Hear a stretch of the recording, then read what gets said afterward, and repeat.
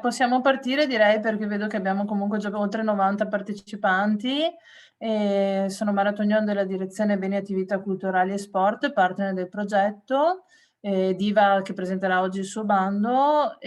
Comunico a tutti che questo webinar, questo Info Day verrà registrato. La registrazione così come i materiali saranno poi spediti a tutti gli iscritti e verranno inoltre resi disponibili, come verrà ribadito anche in seguito, nella pagina del progetto Diva sul portale della cultura del Veneto. Io lascio la parola alla dottoressa Fausta Bressani, direttore della direzione Beni, Attività Culturali e Sport, per un saluto e una prima presentazione del progetto. Grazie. Grazie Mara, buongiorno a tutti, benvenuti. Con piacere annunciamo finalmente l'uscita di questo bando. Mi fa piacere vedere che siete in molti interessati a conoscere le opportunità offerte da questo bando e dal progetto Diva in generale, questo a supporto della collaborazione fra imprese tradizionali e imprese culturali e creative. Questo è il vero focus di questo bando, dobbiamo tenere presente questo. Il progetto Diva, veramente in due parole, perché poi se volete approfondire il progetto sicuramente in rete vi sarà possibile farlo, vi dico solo che è un progetto strategico che si sta sviluppando all'interno del programma di cooperazione transfrontaliera Italia-Slovenia 2014-2020 e rappresenta uno degli interventi che la nostra regione ha avviato per promuovere lo sviluppo del settore culturale e creativo all'interno del proprio territorio. Il bando ha, come vi anticipavo, una caratteristica particolare, cioè non si rivolge direttamente alle imprese culturali, bensì alle imprese tradizionali. L'obiettivo principale è quindi quello di sensibilizzare queste imprese e di dimostrare concretamente, quindi attraverso supporto ad interventi concreti, il valore aggiunto che può derivare da una collaborazione tra impresa tradizionale e settore culturale e creativo. Questa è una sfida di questo progetto. Pur trattandosi di un bando unico per l'intera area di programma, quindi mette in competizione progetti che provengono non solo dal Veneto, questo strumento si dimostra però un'occasione importante non solo dal punto di vista finanziario, ma anche per la promozione delle competenze venete in termini di innovazione di prodotti, processi e servizi offerti.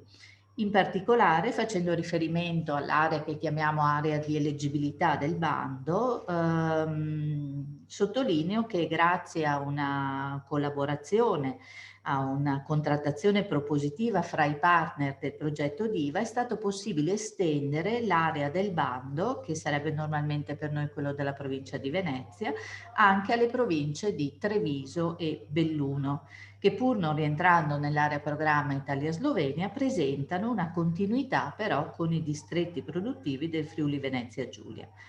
Questa estensione permetterà quindi al Veneto di mettere in gioco un numero più ampio di soggetti potenziali e quindi di estendere l'impatto degli interventi sul territorio.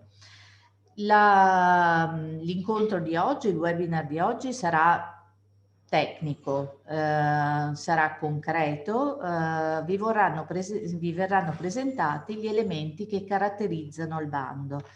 Poi verranno presentati gli allegati e i documenti da produrre per la presentazione dei progetti. Al termine delle presentazioni verrà dato anche spazio alle domande del pubblico. Vi chiederei di anticipare possibilmente queste domande nella chat. Nei prossimi giorni comunque sarà disponibile alla pagina del bando una sezione FAQ che confidiamo che vi sarà utile per mettervi nelle migliori condizioni di partecipare a questo bando. Verrà inoltre presentata l'Hub Veneta del progetto Diva, uno strumento che offrirà supporto ai beneficiari per la presentazione dei progetti, fornendo strumenti utili alla progettazione. Ora i miei collaboratori vi presenteranno il bando.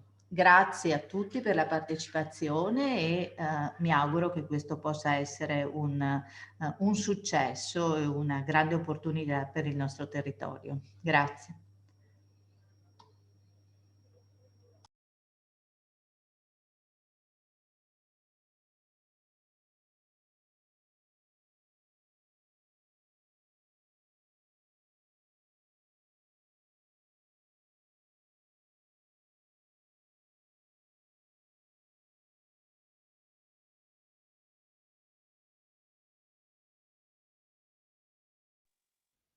Grazie, scusate, un problema tecnico, non riuscivo a riaprire l'audio.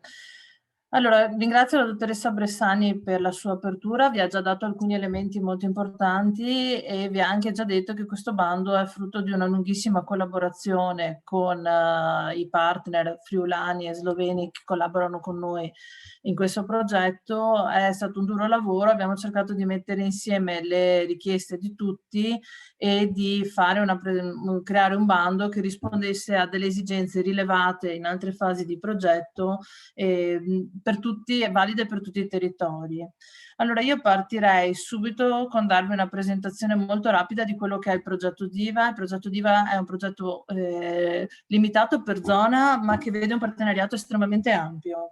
E abbiamo partner istituzionali come le regioni, abbiamo camere di commercio, parchi scientifici tecnologici, portatori di interesse.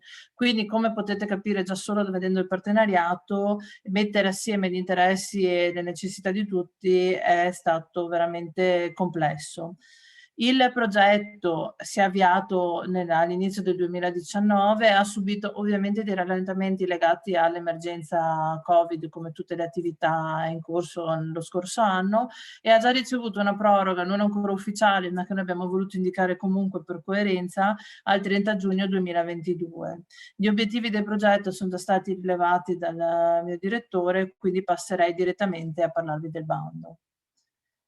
Il bando è un bando pilota. Perché è un bando pilota? Innanzitutto perché, come era già stato anticipato, non si rivolge all'impresa culturale e creativa direttamente, pur essendo un bando all'interno di un progetto che promuove la creazione di un contesto di sviluppo favorevole per questo settore, ma si rivolge all'impresa tradizionale. Ci sono state precedenti esperienze in cui abbiamo lavorato, in cui ci si rivolgeva alla pari a entrambi i settori, questo è prevalentemente diretto all'impresa tradizionale. Ma come vedremo il ruolo dell'impresa culturale e creativa è non solo strategico ma fondamentale. È un progetto inoltre che vuole testare dei metodi sperimentati all'interno del partenariato, all'interno del partenariato per favorire la cooperazione tra l'imprenditoria tradizionale e i settori culturali e creativi.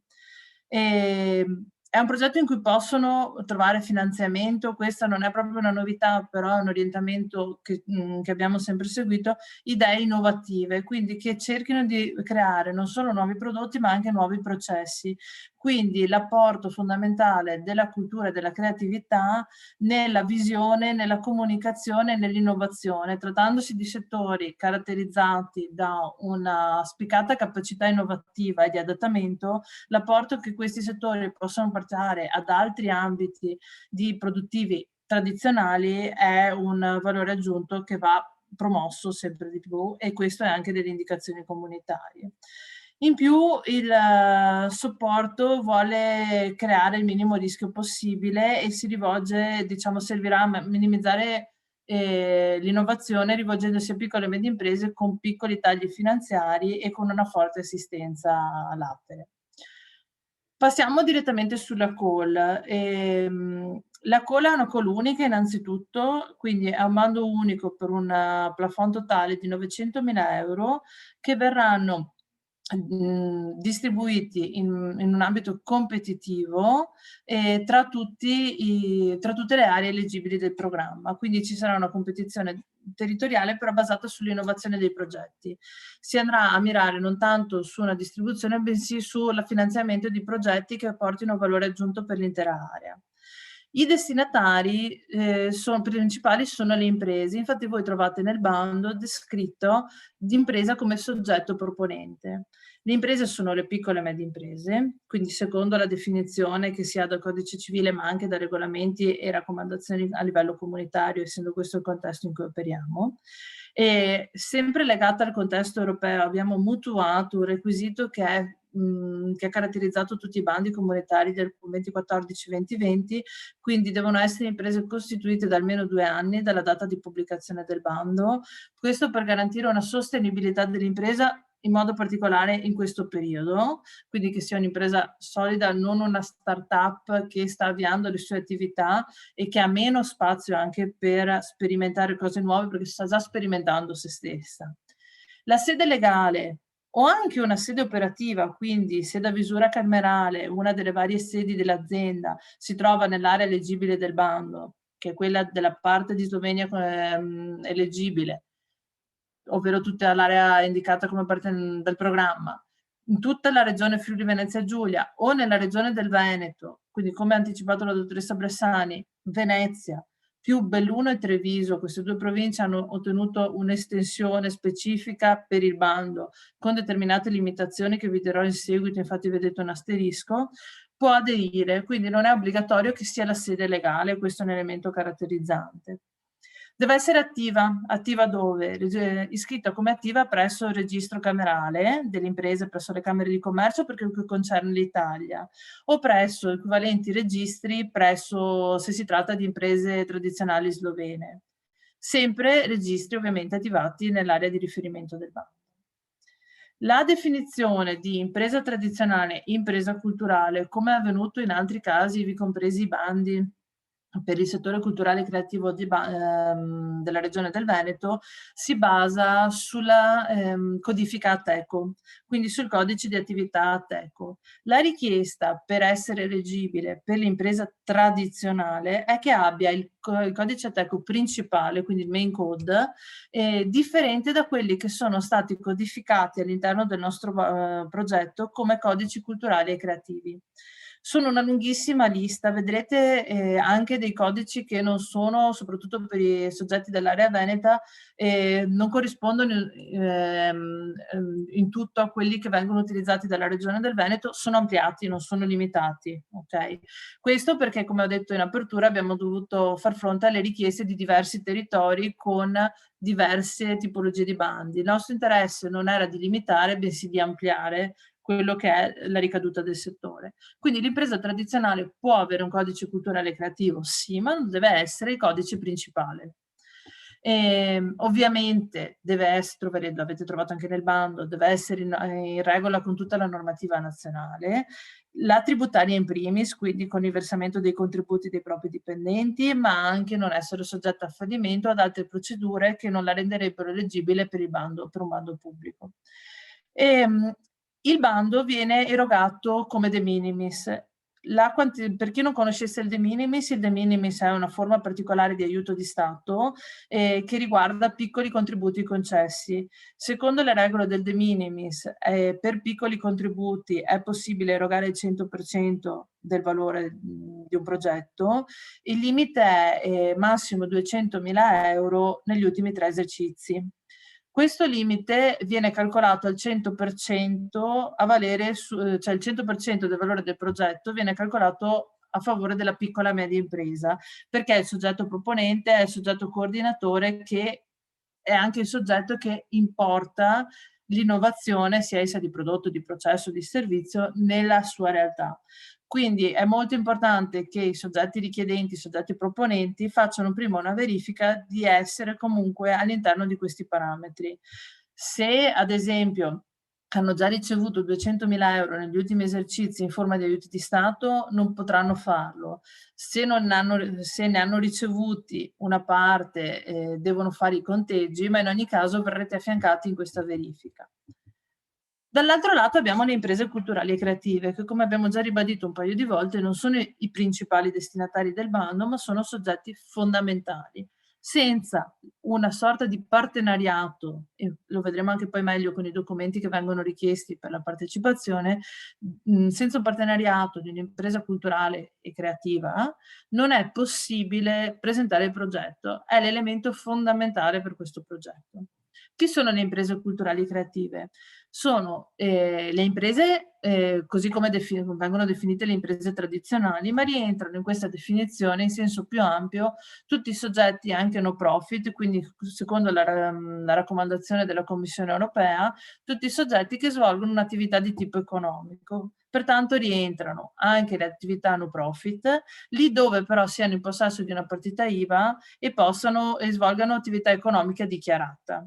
Sono compresi anche i singoli artisti. Per quanto riguarda la Slovenia, il singolo artista gli artisti hanno un registro specifico a livello nazionale. Per quanto riguarda l'Italia, verrà fatta un'analisi di quelle che sono le caratteristiche del lavoro. Sarà un'analisi di tipo oggettivo svolta dal coordinatore del bando. Anche le imprese culturali e creative, essendo un soggetto fondamentale per questo bando, hanno una limitazione territoriale che è quella dell'area del bando, anche in questo caso estesa a Belluno e Treviso.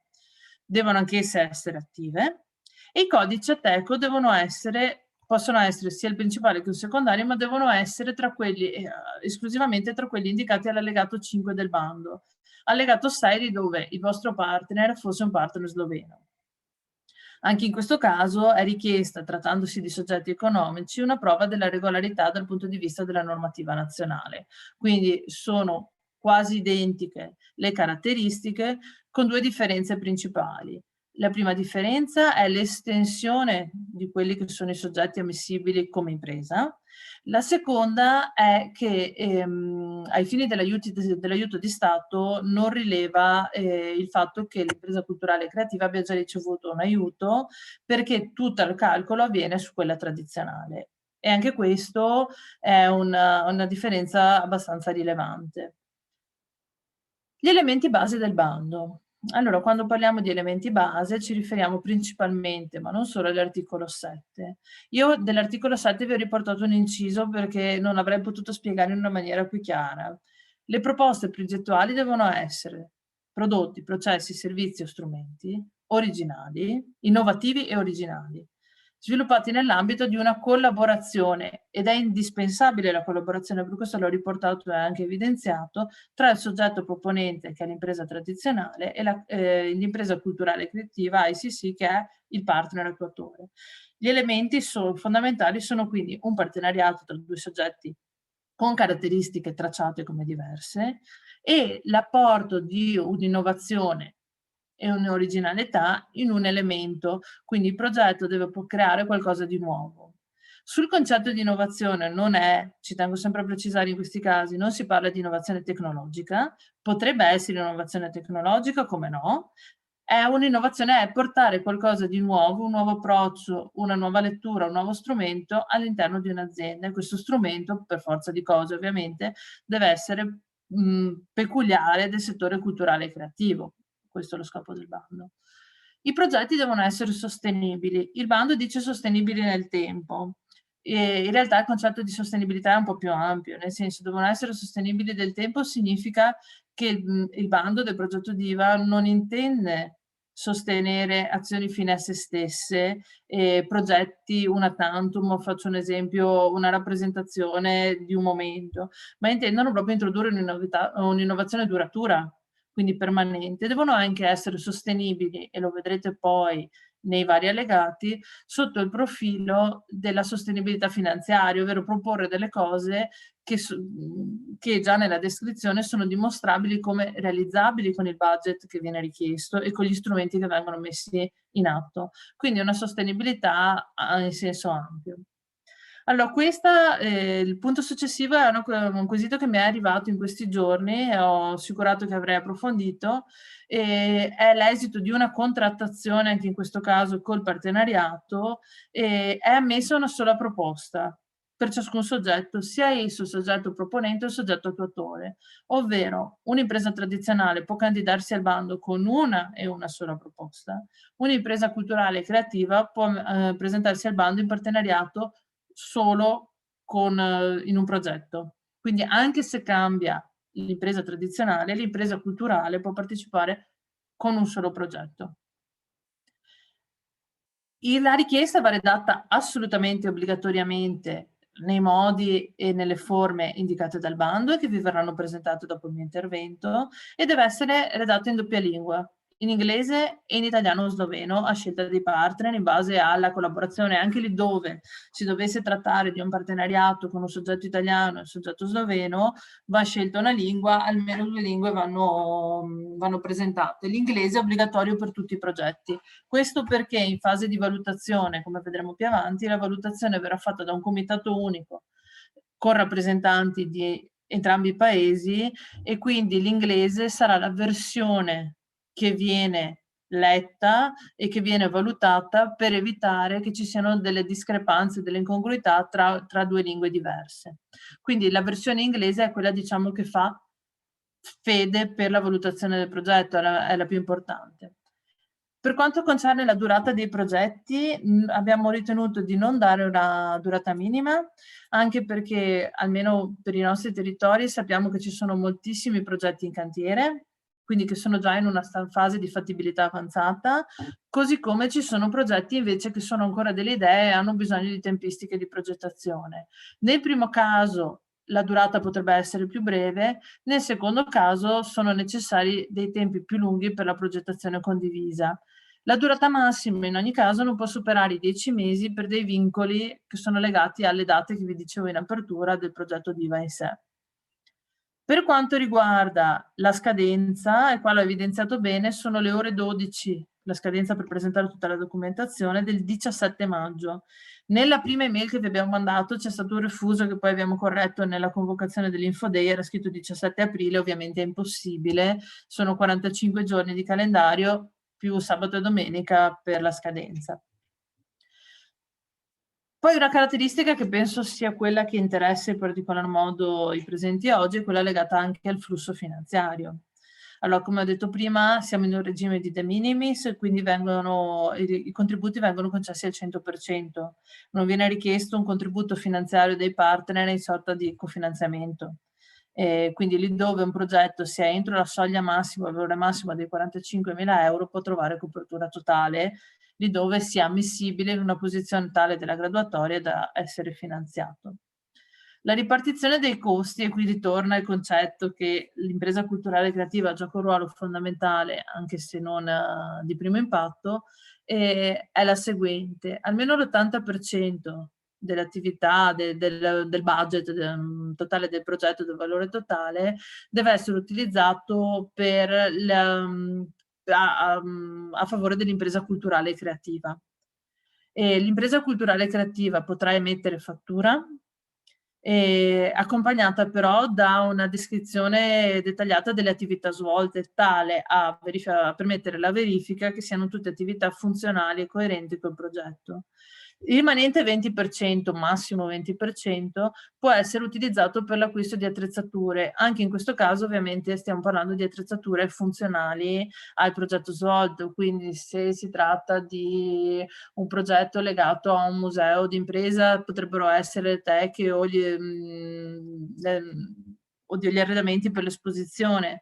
Se si tratta di un progetto che riguarda l'audiovisivo, potrebbero essere gli armadietti per contenere questo materiale, lì dove non rientrassero tra le attività o tra la strumentazione prodotta direttamente dall'impresa culturale e creativa.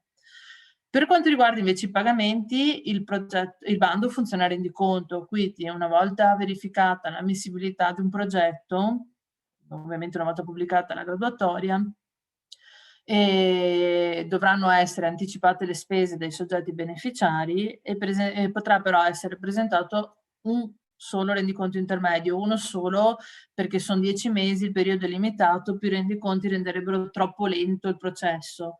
Non è obbligatorio, però insomma siete benvenuti a presentarlo, anche perché vi permette di avere un po' di ossigeno in corso d'opera. Il rendiconto va presentato entro 15 giorni dalla data di fine attività che indicate voi nel progetto, quindi se è un progetto di 3 mesi, per assurdo, dopo la scadenza che avete indicato nella vostra proposta progettuale, avete 15 giorni per raccogliere tutta la documentazione e fornirla al soggetto coordinatore, e i rimborsi avverranno entro un termine massimo di 30 giorni. Potrebbe essere minore, potrebbe essere più o meno lungo, però il termine massimo è 30 giorni per il rimborso delle quote. Le spese, dei piccoli elementi delle spese del flusso finanziario che tuttavia, vi dico, sono dettagliate nel bando, e per qualsiasi dubbio potete contattare Informest, che è il soggetto che coordina il bando, devono essere ovviamente riconducibili al progetto. Tanto è vero che a fine progetto, così come durante il SAL, il pagamento eventuale intermedio, oltre alla relazione finanziaria viene richiesta anche una relazione delle attività per verificarne la congruenza. Devono essere sostenute e comprovate, quindi pagate e con produzione di relativa quietanza, estratto conto, estratto della carta o altro, effettuate durante il periodo di ammissibilità. Attenzione con l'ammissibilità delle spese, perché non va dal periodo di apertura del bando, bensì dalla pubblicazione della graduatoria. Quindi eventuali spese sostenute perché necessarie, perché progetti in qualche maniera che si stanno avviando da soli prima della pubblicazione della graduatoria, non sono in alcun modo ammissibili. E poi il termine dipende, come abbiamo visto poc'anzi, dal termine indicato da ciascun progetto nella sua proposta. Ovviamente siamo all'interno di un programma di cooperazione territoriale europea Italia-Slovenia, dovranno anche essere rispettate le regole di ammissibilità delle spese, in particolar modo per l'acquisto delle attrezzature, quindi lì dove, ma trovate tutti i dettagli nel bando, dovessero essere superiori a 250 euro, viene richiesta la produzione di 3 preventivi, una sorta di indagine di mercato per verificare che i costi siano effettivamente corrispondenti al valore di mercato. E per ogni dettaglio, in ogni caso, il bando ha deciso di allegare anche il manuale di ammissibilità delle spese del programma, dove ci sono anche tutti i richiami normativi. Per quanto riguarda le procedure di selezione, le procedure di selezione si dividono in 2 momenti principali. Una prima legata alla verifica di ammissibilità formale, che viene realizzata da Informest. Vi ho già detto, Informest è il nostro organismo di finanziamento, è un partner progettuale ed è l'unico responsabile. Trattandosi di bando unico, tutto il coordinamento è stato assegnato a questo partner che ha pubblicato il bando. Infatti il bando lo trovate sul sito di Informest, la versione diciamo tutta completa ufficiale. Si occuperà di rispondere a tutti i quesiti di tipo amministrativo finanziario legati a dei chiarimenti sul bando e si occuperà di fare la verifica formale. E dopodiché sarà anche lo stesso soggetto che si occuperà di tutto il flusso finanziario, quindi la rendicontazione dovrà essere presentata ad Informest, che analizzerà, verificherà le spese ed erogherà i contributi. La seconda parte di valutazione, a quella quale ovviamente sono ammessi sono quei progetti che sono in regola con i documenti e in regola con i requisiti di ammissibilità, verrà fatta dal comitato di valutazione del progetto. Il comitato di valutazione del progetto, l'Evaluation Committee, è un organismo che si è già istituito, che è quello che ha definito i criteri fondamentali su cui è stato costruito il bando. È un comitato composto da tutti i partner progettuali. Quindi questo comitato in modalità plenaria, quindi a 15 membri, o definendo dei gruppi di lavoro ristretti, applicherà una valutazione progetto per progetto secondo la griglia che trovate nell'allegato 7. Mi raccomando, verificate bene l'allegato 7, perché l'allegato 7, dandovi i criteri, vi specifica anche dove è opportuno prestare attenzione nella descrizione del vostro progetto. Come ho detto prima, l'Evaluation Committee è un comitato unico, pertanto i progetti saranno tutti valutati contestualmente sia da soggetti italiani che da soggetti sloveni e parteciperanno ad un'unica graduatoria fino ad esaurimento dei 900.000 euro. I progetti, e qui torniamo all'asterisco di cui prima. L'area di Belluno e Treviso. L'area di Belluno e Treviso è stata un'estensione straordinaria, ringrazio tutti i partner che hanno capito le necessità di estendere l'area del Veneto, limitata alla sola provincia di Venezia, che è stata estesa all'area di provincia di Belluno per una contiguità dei sistemi produttivi veneti e friulani. Delle imprese che si trovavano magari dall'altro lato della strada rispetto all'impresa friulana rischiavano di rimanere tagliate fuori, magari con un interesse condiviso forte. Per quanto riguarda i progetti presentati da proponenti, ovvero piccole e medie imprese tradizionali di Treviso e Belluno, possono essere finanziati, si collocano nella stessa graduatoria degli altri, ma fino a un massimo del 20% della dotazione finanziaria del bando. Questo significa che, esaurito questo 20%, se dovessero essere in graduatoria in posizione utile, verranno automaticamente saltati.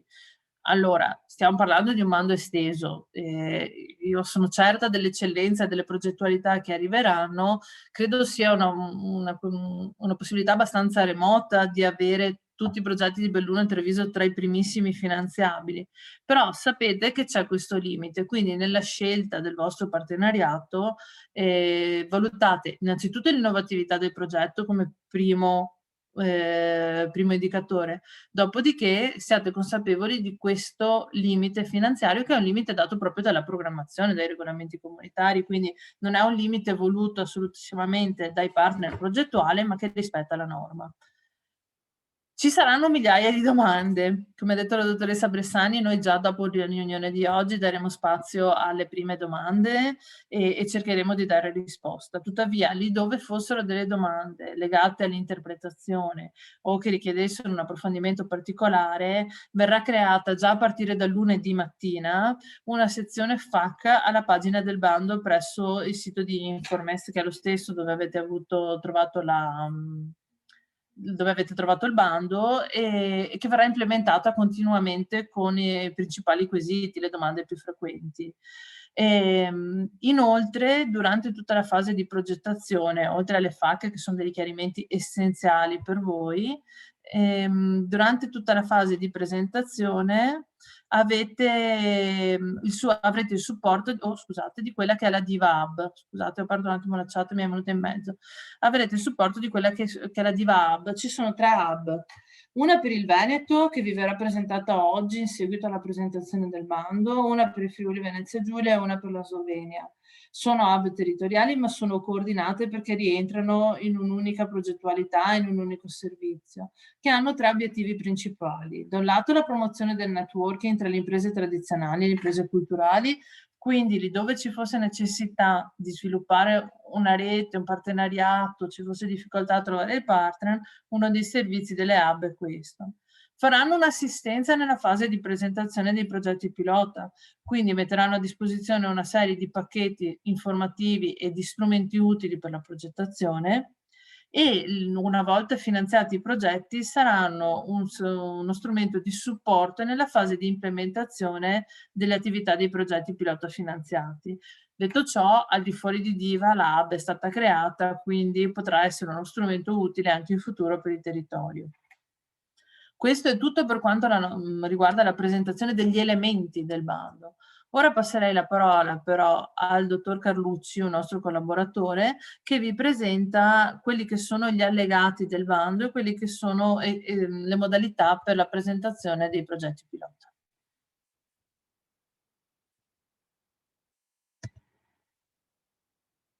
Interrompo subito la condivisione.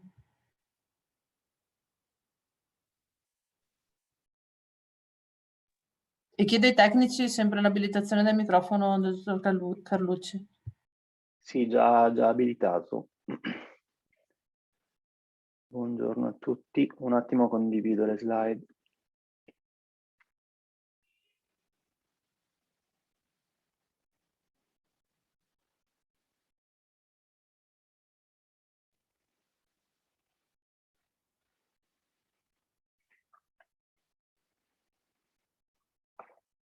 Ok, grazie Mara per la presentazione del bando. Io cercherò di essere il più breve possibile per lasciare poi spazio alle eventuali domande. Vi presenterò quelli che sono come dire, le parti più tecniche legate alla presentazione dei progetti, quindi vedremo assieme quali sono gli allegati obbligatori per presentare una proposta di progetto, e soprattutto quali sono poi i punteggi che verranno dati sulla base dei criteri di valutazione per ognuna delle sezioni indicate all'interno dell'application form. Ci siamo già detti, no? Il 17 maggio, ore 12, è la deadline entro la quale presentare i vostri progetti. I documenti devono essere caricati online su una piattaforma messa a disposizione da Informest. L'allegato 9 ci indica come muoverci all'interno dell'applicazione della piattaforma di Informest.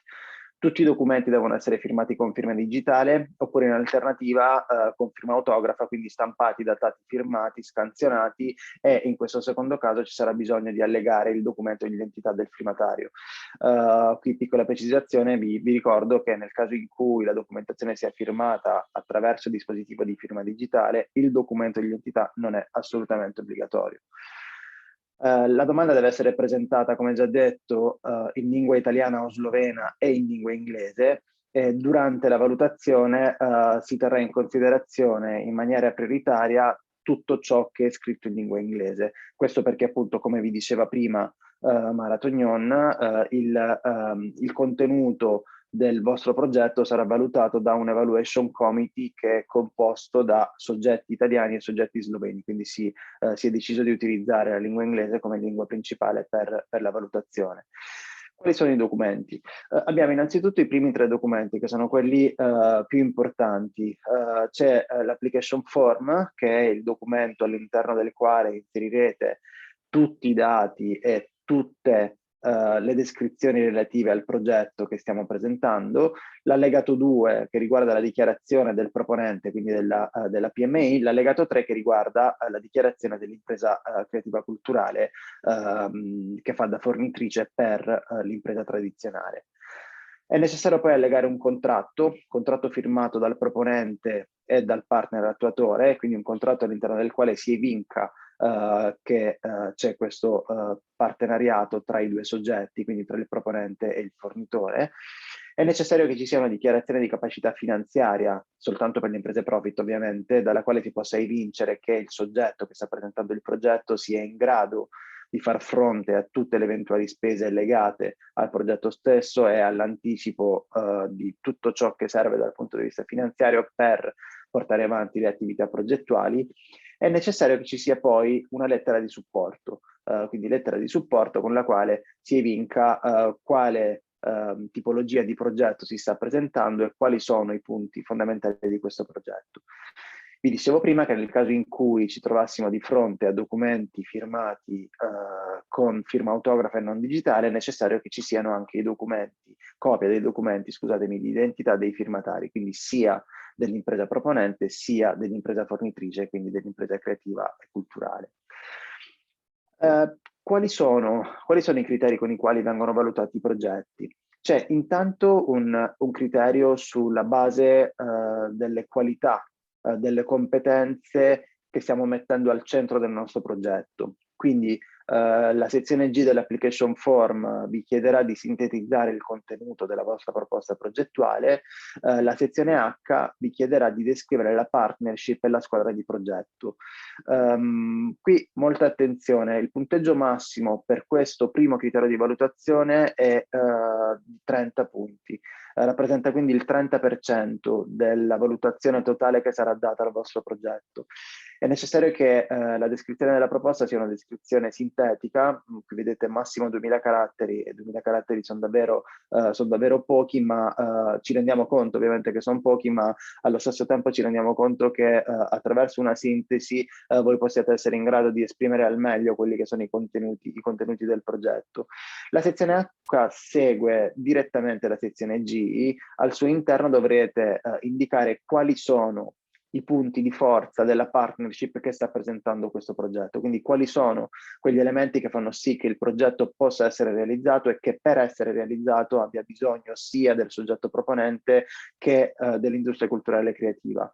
Ovviamente vi si chiede di evidenziare le principali esperienze che possano dimostrare conoscenze e competenze possedute da entrambi i soggetti e anche la capacità della partnership per sviluppare collaborazioni transfrontaliere.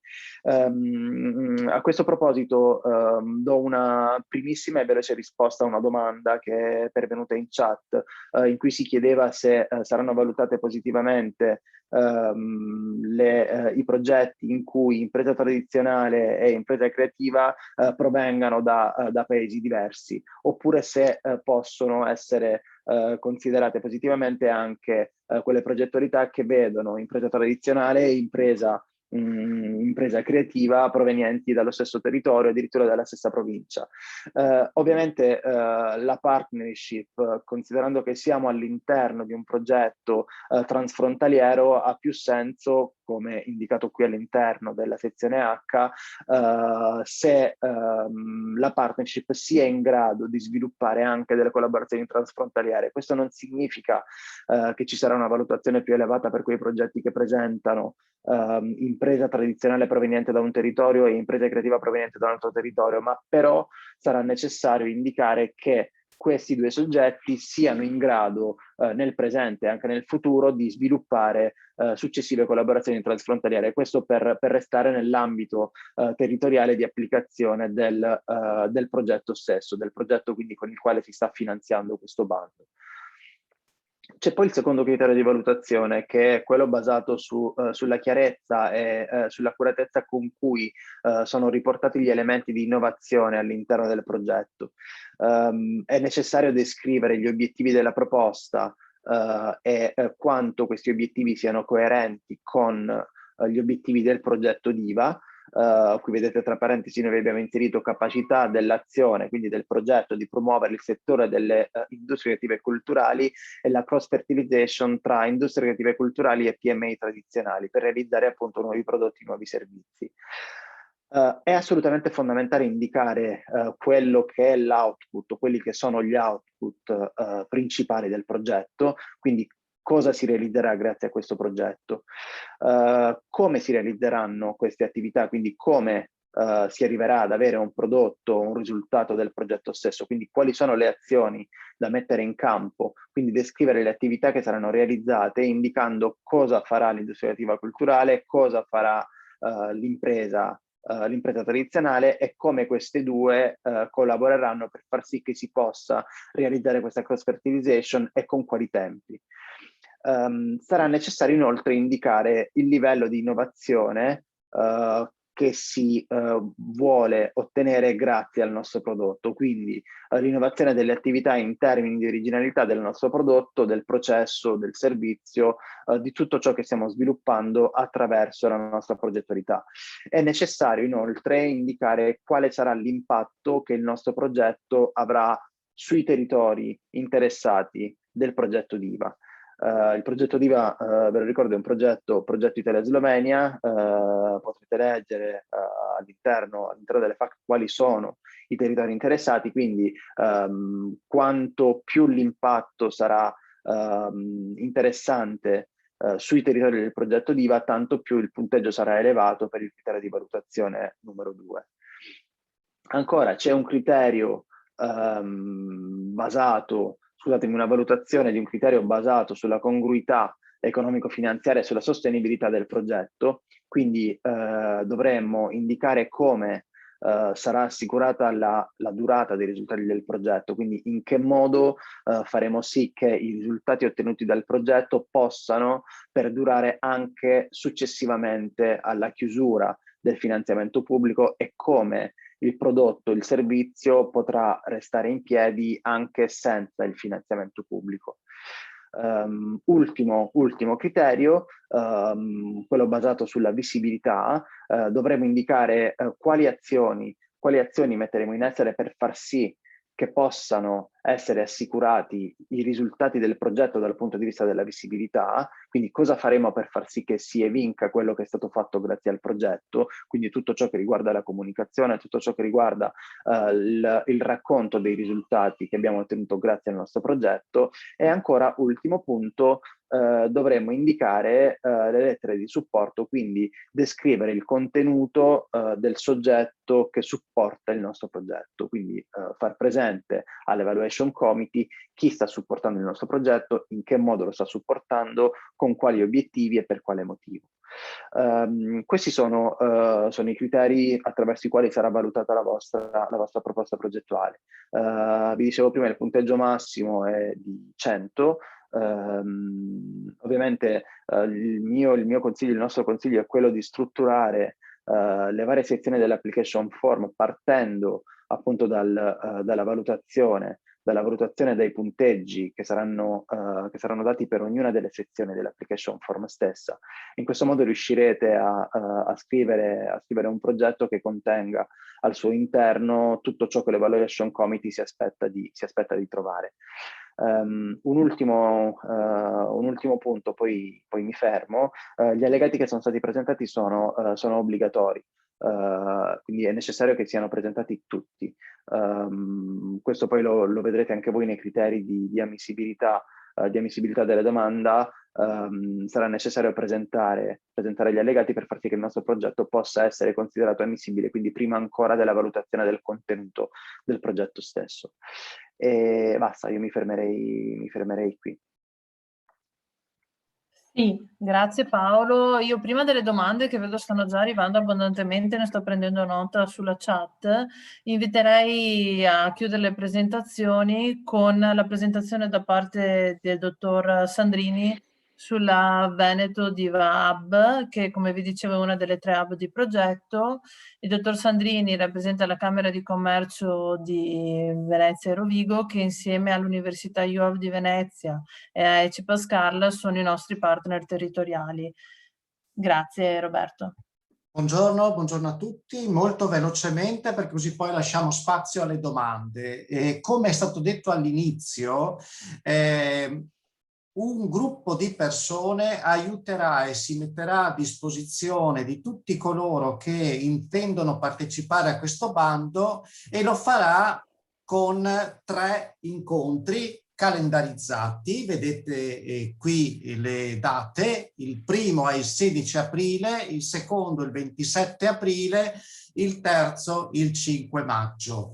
Questi 3 incontri hanno questi obiettivi. Prima di tutto continueremo a chiarire dubbi, a rispondere a domande, a facilitare la partecipazione al bando. Secondo, forniremo gli strumenti per compilare la documentazione richiesta. E terza cosa, che forse è quella più interessante, aiuteremo le PMI e quindi le imprese tradizionali ad entrare in contatto con le industrie creative e ad avviare le cosiddette collaborazioni che sono necessarie per poter presentare il progetto. Vi do già la data, come ho già detto prima, del primo incontro, che è il 16 aprile dalle 10 alle 12. Il link è presente in questa slide, ma lo trovate anche nel sito del Creative Hub Veneto, che poi vi do il link.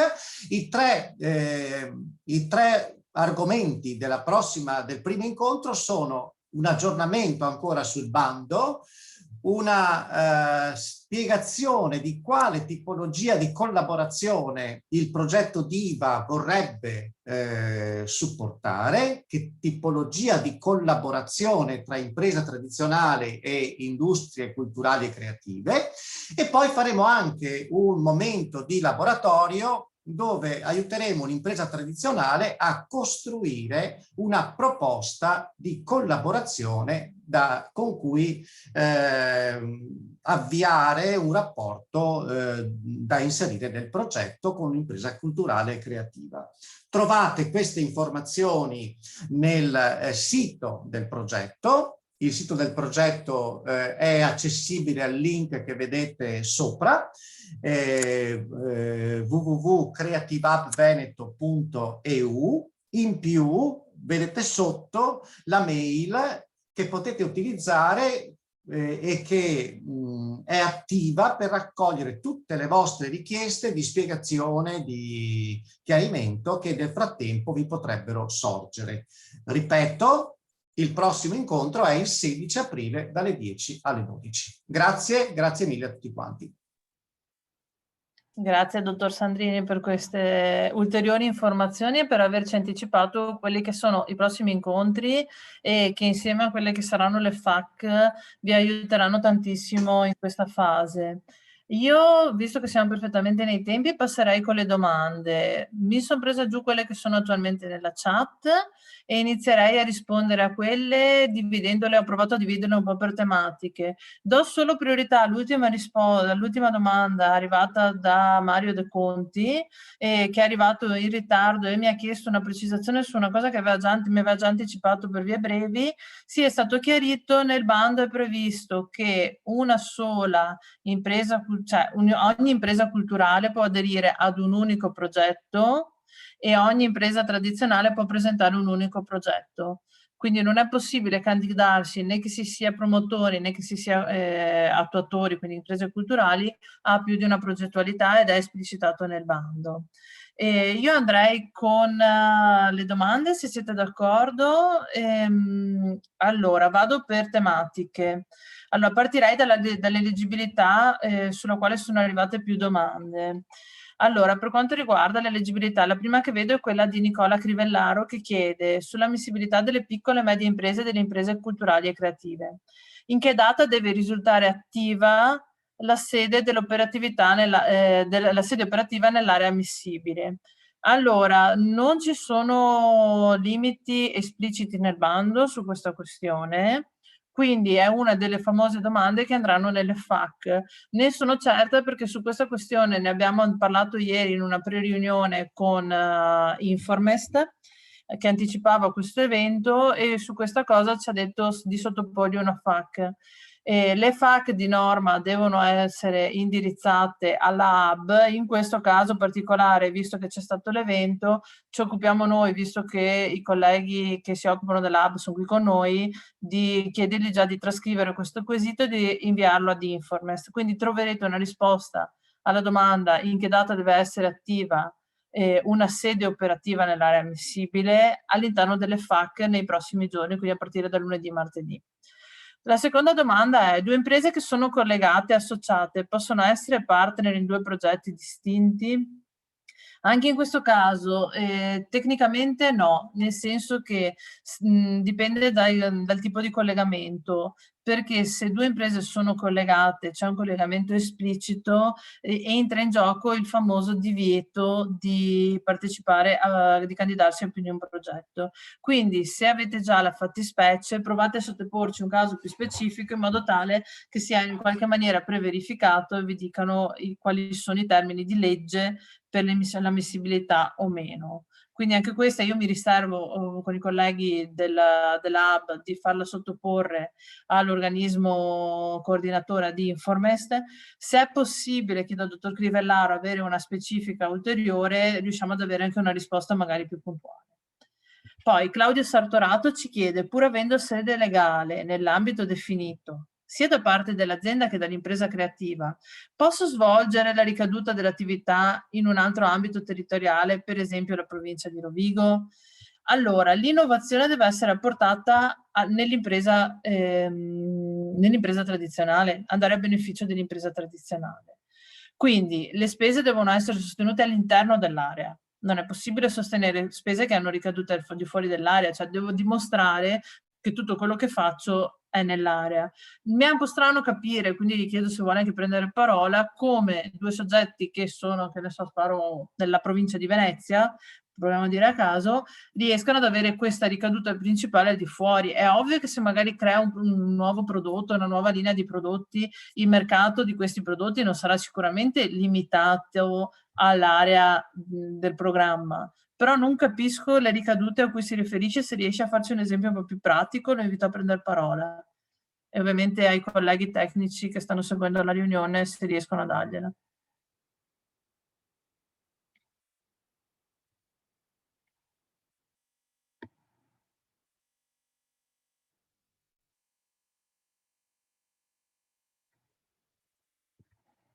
Non riusciamo, chiedo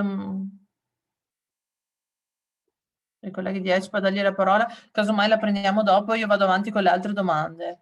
Allora, no, questa è quella di prima. Lucia, una no profit che ha un Ateco compreso tra quelli eleggibili, può comunque partecipare come impresa culturale creativa? Sì, certo, lì dove ha un'impresa, ha un Ateco come impresa culturale creativa e risponde a tutti i requisiti che sono richiesti per il soggetto attuatore, quindi a partita IVA. Ah, scusa, non ha Ateco, scusate, ho letto male la domanda. Una no profit che non ha Ateco tra quelli compresi, tra quelli eleggibili, ovvero l'allegato 5 e 6, può comunque partecipare come impresa culturale creativa? No.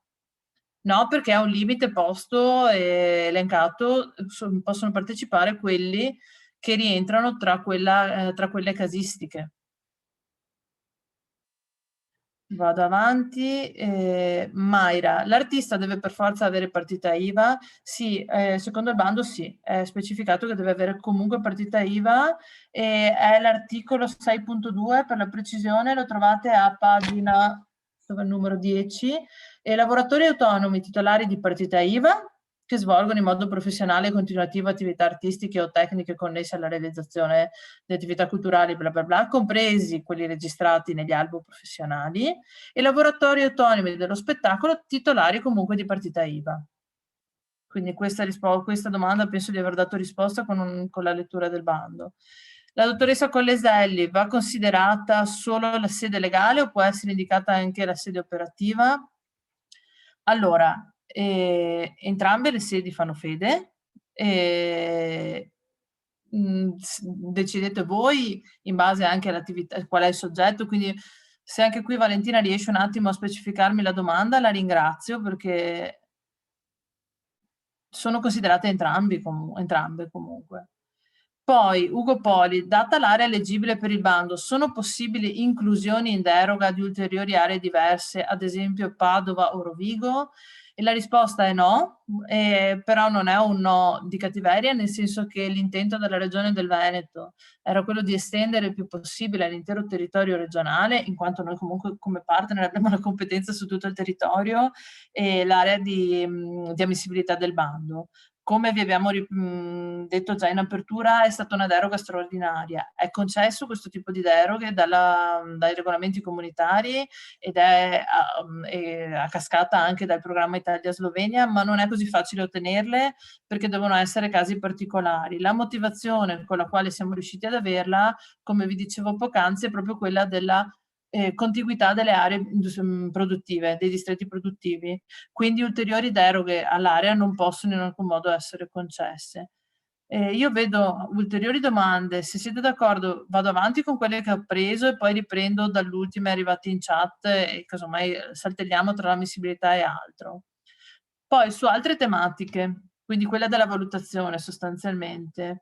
Allora, Lucia, è preferibile, è la domanda a cui ha già risposto il dottor Carlucci, una piccola media impresa in Slovenia è un'impresa culturale italiana o viceversa per garantire il valore comunitario? Oppure si può avere anche della stessa provincia? La risposta, come ha detto il dottor Carlucci, la trovate nel criterio 1.1 dei criteri di valutazione ed non è indispensabile e non è detto che per arrivare al massimo del punteggio si debba avere un partenariato transfrontaliero. Quindi la modalità di valutazione, che poi dovrà essere ovviamente motivata dai valutatori, si basa su dei presupposti che garantiscano l'internazionalità, che può essere valutata o da una collaborazione tra soggetti. È ovvio che se io metto un soggetto veneziano e un soggetto sloveno, in qualche maniera dimostro già la mia capacità di sviluppare rapporti internazionali, ma non è l'unico modo.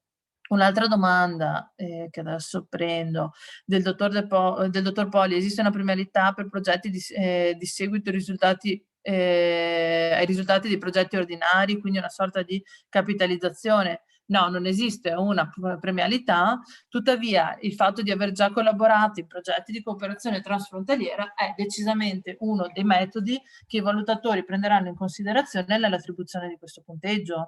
Quindi va letto bene il criterio, ma soprattutto, oltre che letto bene, scrivete poco, scrivete chiaro. Quindi lì dove andate a compilare quella sezione della scheda progettuale, cercate di rendere il massimo per far capire che meritate quel punteggio.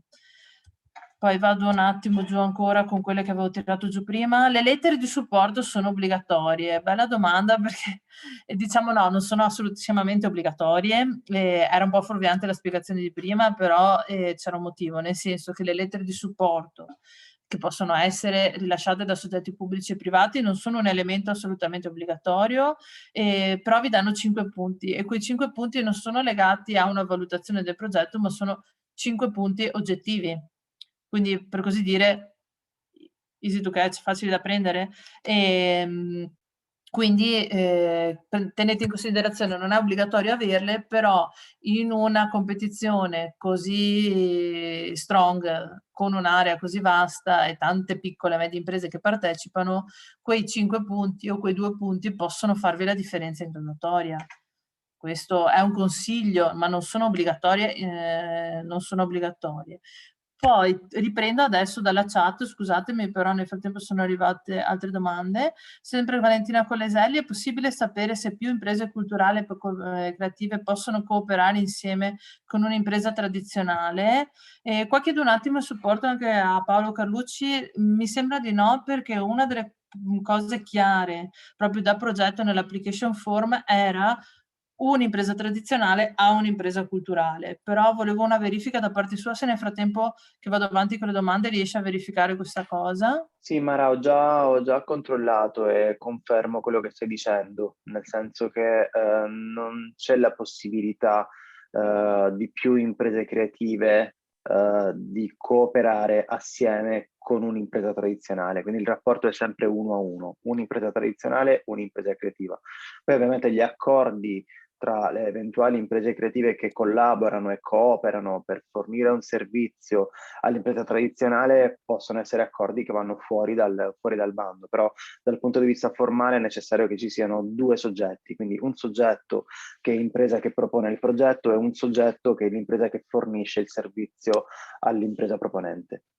Grazie. Poi di seguito c'è una domanda di Mayra da Re, che penso sia direttamente collegata. Si può condividere un progetto culturale con più imprese, quindi? E la risposta ovviamente anche in questo caso è no, perché il rapporto è 1-1. Laura Stoppa: la dotazione finanziaria è per tutti i progetti dell'area del programma, sì, sono 900.000 euro per tutta l'area del bando, che quindi è un pochino di più di quella del programma, perché è Treviso Belluno. Quindi al massimo 20 progetti, al minimo 20 progetti da 45.000 euro, perché 45.000 euro è il massimale, ma per scelta, proprio perché noi apriamo alla creatività, all'innovazione nei progetti e non possiamo saperlo prima cosa arriverà, abbiamo deciso di non porre un minimo. Quindi sono 20 progetti, se tutti i progetti sono da 45.000 euro, presumibilmente saranno di più, perché dubito arriveranno tutti i progetti che chiedono il massimo del plafond disponibile, e quindi non è detto. Scusate, una ditta individuale deve avere obbligatoriamente avuto contabilità ordinaria negli ultimi 2 anni? Ne abbiamo parlato ieri, a noi sempre con Informist, a noi servirebbe il caso specifico. Se Paolo gentilmente tu riesci a ribadire la regola dei 2 esercizi finanziari al volo, però rispetto alla contabilità ordinaria è un quesito tecnico che poi viene valutato da Informist ed è più opportuno sottoporlo a loro. Sì, come è stato detto prima, è necessario che le imprese siano attive da almeno 24 mesi alla data di presentazione dei progetti e che siano disponibili almeno documenti relativi a 2 esercizi finanziari precedenti la presentazione del progetto. Quindi questo vale un po' come regola base. Sulla questione contabilità ordinaria o semplificata direi che non dovrebbero esserci differenze, però sì, lasciamo ai tecnici una risposta un po' più completa, però dal mio punto di vista non dovrebbero esserci problemi se si presenta un progetto con un'impresa che abbia o meno contabilità ordinaria. Questo è soltanto un aspetto fiscale, quindi non legato all'attività dell'impresa stessa e a ciò che viene presentato all'interno del progetto. Però nel dubbio, ribadiamo, siccome valuta Informes la parte amministrativa, se avete qualche dubbio sottoponete un quesito specifico indirizzato all'indirizzo che vi è stato presentato prima dell'hub, che chiedo ai colleghi di Ecipa di riportare nella chat in modo tale che sia visibile a tutti, e la nostra hub fa da connettore a questi quesiti che troveranno poi risposta trasparente e condivisa sulla pagina di Informes. Telebelluno SRL, può spiegare la soglia del 20% per le imprese di Belluno e Treviso? Sì, certo. Allora, voi nel bando trovate scritto che i progetti dell'area di Treviso e Belluno possono trovare finanziamento fino ad un massimo del 20% del valore complessivo del bando. Il bando sono 900.000 euro, 9,18, quindi 18.000 euro, giusto? No. 20% scusate, no 180, sì 18.000, no 180.000 scusate, sono un po' in tilt. Questo significa che creandosi una graduatoria unica, allora consideriamo sempre che il conteggio viene fatto di questo 20% sul progetto, e il progetto viene conteggiato sull'impresa tradizionale, ok? Questa è la partenza. Si forma una graduatoria unica. Questa graduatoria potrebbe avere il primo applicant di Venezia, il secondo di Nova Gorica, il terzo di Trieste e il quarto di Belluno. Boh. Prendi i finanziamenti avanti così a cascata fino alla fine del contributo. Se prima di arrivare ai 900.000 euro complessivi io ho distribuito 180.000 euro ad applicant che hanno sede tra Treviso e Belluno, anche lì dove ce ne fosse un altro che è dentro i 900.000 non lo posso più finanziare. Non so se è chiaro, così vedo che fai sì con la testa, quindi penso. Lì mi devo fermare anche se fosse finanziabile, perché questi sono dei limiti, diciamo, di legge, perché sono posti dai regolamenti. E quindi oltre non sarebbero per noi poi spese eleggibili, perché a nostra volta dovremo rendicontarle al programma e non riceveremo rimborso. Laura Stoppa. Che tempi sono previsti per la valutazione dei progetti? Allora, i progetti devono essere presentati entro il 17 maggio e serviranno 15-20 giorni per la valutazione amministrativa, sperando non ci siano troppe richieste di integrazione nel mezzo. Auspichiamo tra fine giugno e fine luglio, dipende dal numero di progetti, dal numero di integrazioni e dal numero di appunto di questioni che si porranno in mezzo, nel senso che se arrivano 1000 progetti, ovviamente l'amministrativa sarà più lunga, ma se nessuno di questi 1000 progetti avrà delle richieste di integrazioni, chiarimenti che sospendono i termini, si andrà spediti alla valutazione qualitativa. Al contrario, potrebbero essere anche 10 con 50 problemi in mezzo e quindi si ritardano i tempi. Auspichiamo tra fine giugno e fine luglio, non oltre. Questa anche per i tempi, perché avete 10 mesi per concluderli, quindi quello è come tempistiche. Nell'allegato 5 vedo il codice. Ah, scusate, ho un altro quesito sugli allegati che mi ero scordata prima. Paolo, questa è per te. Da Gabriele Coassin, non è chiaro cosa succede. No, scusate, questa era la mia. Dov'è? Ce n'era una sull'allegato O. Lettera O. Resta facilmente equivocabile e discrezionale di Laura Stop. Non ho capito bene cosa intenda, non era legato. Casomai le chiedo di specificare nella chat.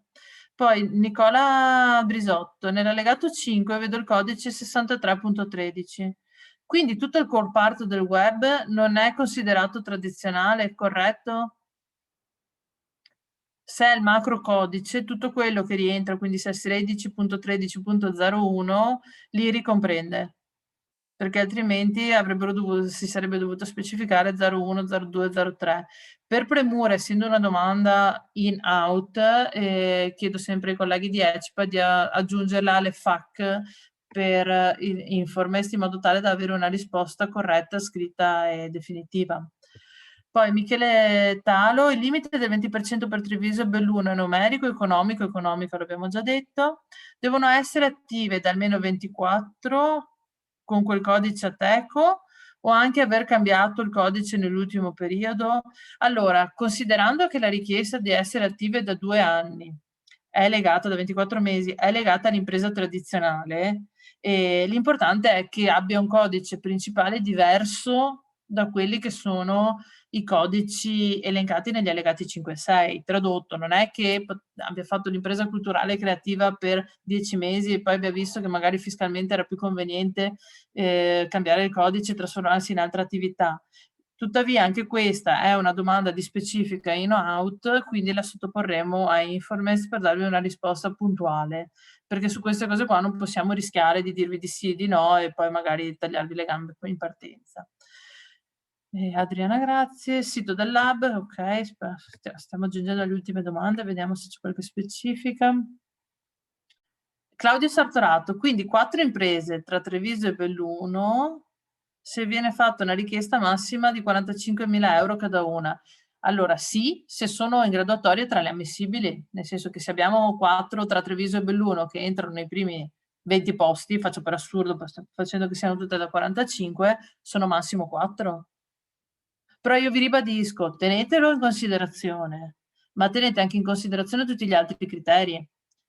Nel senso che se voi vi limitate, magari avete un progetto che è eccellente dal punto di vista di qualità e innovazione, non rinunciate solo perché c'è una minor speranza di accedere ai fondi. Non so se mi sono spiegata.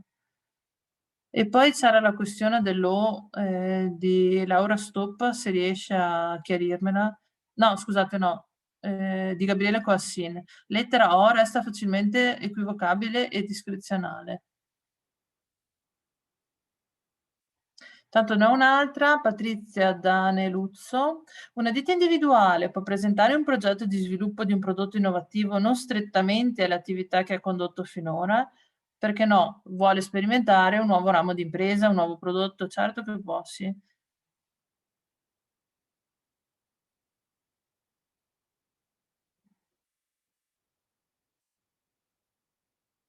Io non vedo specifiche, come vi abbiamo detto fino adesso, quelle che sono un po' più delicate sull'ammissibilità, le inoltriamo ad Informest per una risposta puntuale e certa.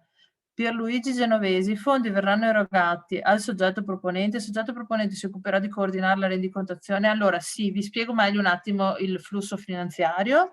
Ottima domanda, per ripeterlo va sempre bene. Allora, il flusso finanziario è questo, è un partenariato obbligatorio, come vi ha detto anche Paolo prima, e quindi i 2 elementi sono obbligatori. Tra l'altro sottolineo che l'eventuale cambio dell'impresa culturale e creativa nel progetto è concesso rarissimamente, nel senso che essendo fondamentale il ruolo culturale e creativo nel progetto, cambiarla si rischierebbe di perdere poi il risultato, cioè salta il progetto intero.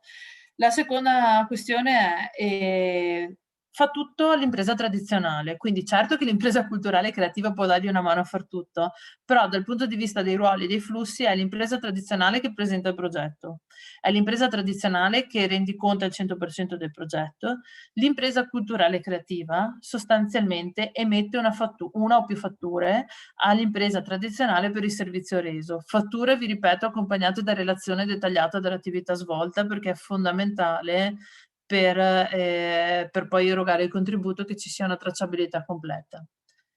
La lettera O dei documenti da compilare spiegati dal dottor Carlucci può essere equivocata.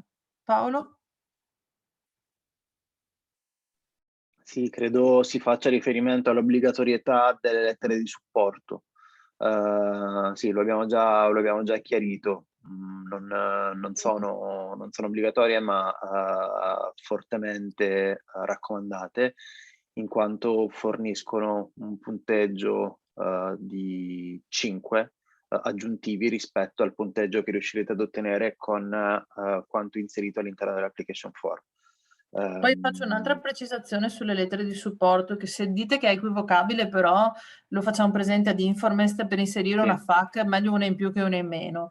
E per quanto riguarda le lettere di supporto, mi è stato chiesto in questi giorni se una lettera di supporto realizzata da un soggetto, ad esempio di una partecipata dell'ente regionale che è partner del progetto DIVA, o una collegata della Camera di Commercio, che tra l'altro è lead partner del progetto DIVA, ma anche quella slovena nel caso, possono essere valutate. Allora, di prassi no, nel senso che comunque sono soggette a un indirizzo politico ed un controllo analogo. Tuttavia, essendo un bando transfrontaliero con soggetti, non mi preoccupa tanto il feedback dei nostri colleghi della regione Friuli Venezia Giulia, bensì dei partner sloveni. La questione è stata posta all'attenzione dell'intero partenariato e ne stiamo discutendo, perché in alcuni casi per noi è facile, in altri casi per loro è impossibile. Quindi ne stiamo discutendo e verrà specificato in una FAQ, probabilmente non lunedì, ve lo dico già, nel corso della settimana, in quali casi e quali tipologie di soggetti, ovviamente riferito ai pubblici, può essere ritenuta una valida lettera di supporto. Ne ho approfittato per darvi questo chiarimento, visto che credo siano anche qua i colleghi, i vostri colleghi che me l'hanno posta. Cosa si intende per lettera di supporto, Marco De Conti? Una lettera da un soggetto pubblico o privato, ovviamente come ho detto 99 su 100 non collegato in alcun modo a quelli che sono i partner del progetto DIVA, dove si attesti che il progetto presentato si colloca in linea con una strategia più ampia ed è di interesse. Faccio due esempi, uno per il pubblico e uno per il privato. Una lettera di supporto dal Ministero italiano o sloveno va benissimo, una lettera di supporto da parte di un incubatore di impresa, che è un soggetto privato, va benissimo. O di un'associazione di categoria, per capirci, può andare benissimo. Erika Urban, si può fare un esempio di lettera di supporto? Perfetto, l'ho appena fatto, quindi se va bene datemi un feedback. Mara, se mi dai un secondo, condivido velocissimamente il template delle lettere di supporto, così magari può aiutare a chiarire. Un attimo soltanto.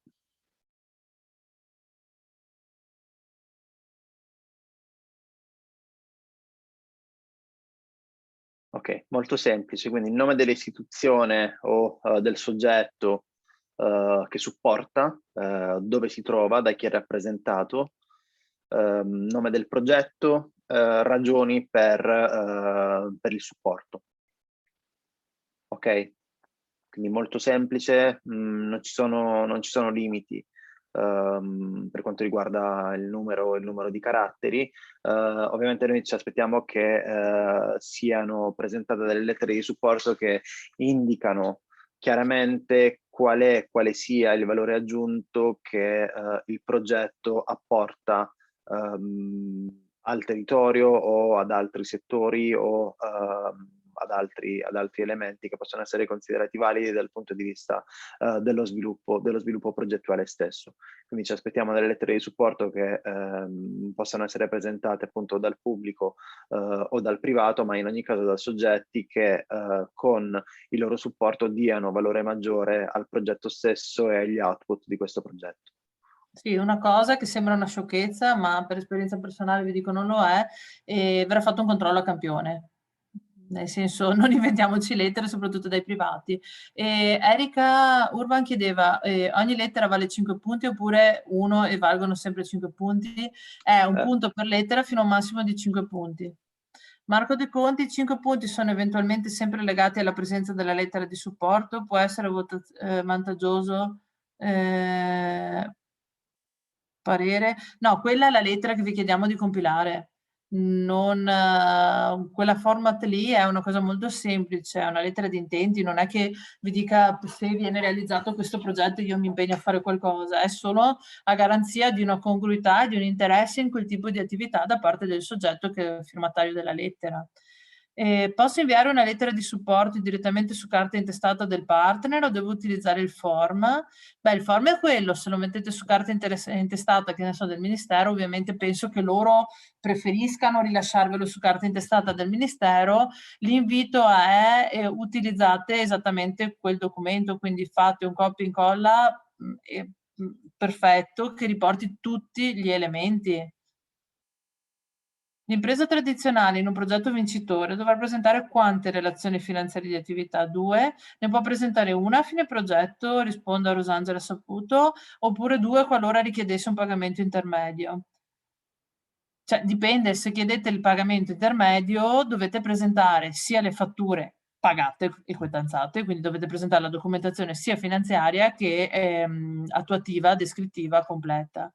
Sarà il manager proveniente dall'hub a fare da intermediario portavoce del progetto, dei risultati del progetto nella relazione col partner sloveno? No, nel senso che l'hub vi aiuta, vi assiste, ma tutte le attività dei progetti sono in capo ai progetti. Quindi anche, state attenti perché c'è anche un criterio legato alla conoscibilità di questi progetti. Quindi se voi avete un partner sloveno, collaborate a pieno titolo col partner sloveno, quindi voi fate la vostra attività di comunicazione e lui vi aiuta. Ovvio che il progetto in sé, attraverso le hub e anche attraverso altre iniziative che faremo in corso di implementazione degli interventi, darà visibilità a questi progetti.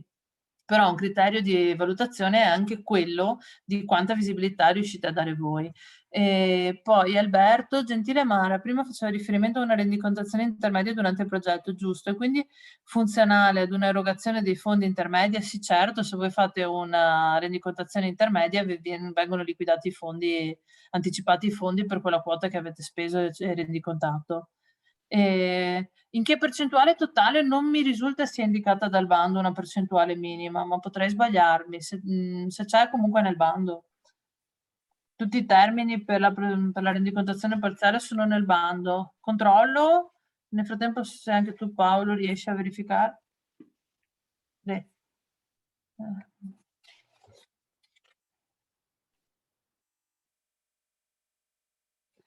Allora.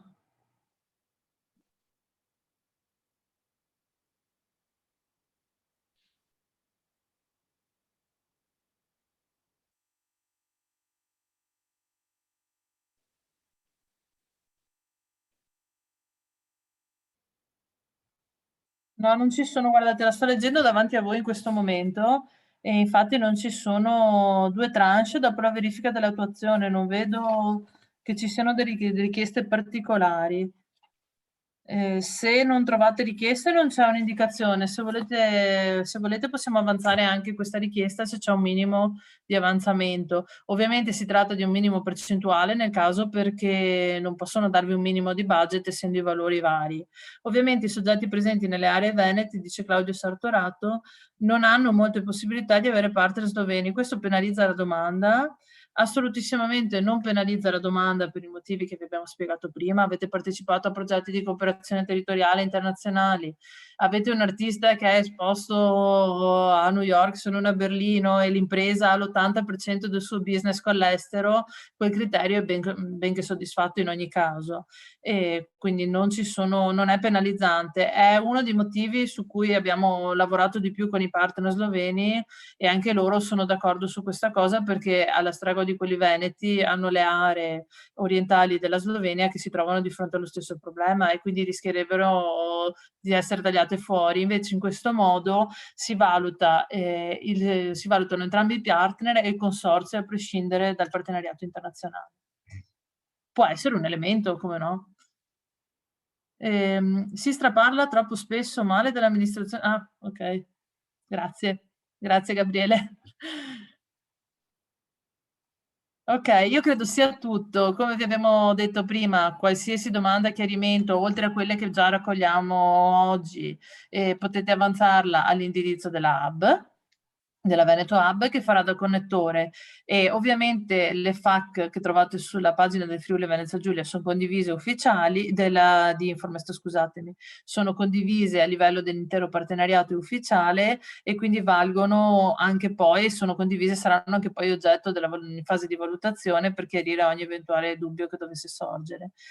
Prendo l'ultima dalla Fondazione Zavrel, la mostra dell'immagine, giusto? L'iscrizione REA della Camera di Commercio equivalente a quella del registro delle imprese previste dal bando? Sì, certo, per le imprese culturali e creative il REA è detenuto presso le Camere ed è requisito sufficiente, è quello che vale. Grazie a tutti, grazie di aver partecipato, grazie di essere stati così presenti e interessati. Da Regione del Veneto vi dico fate del vostro meglio, perché sappiamo che siete tutti bravissimi e quindi ci teniamo molto che con questa occasione si dia anche un feedback positivo all'intera area di quelle che sono le capacità progettuali innovative del nostro territorio. Buona giornata a tutti. Grazie, arrivederci. Arrivederci, grazie. Arrivederci, grazie. Grazie.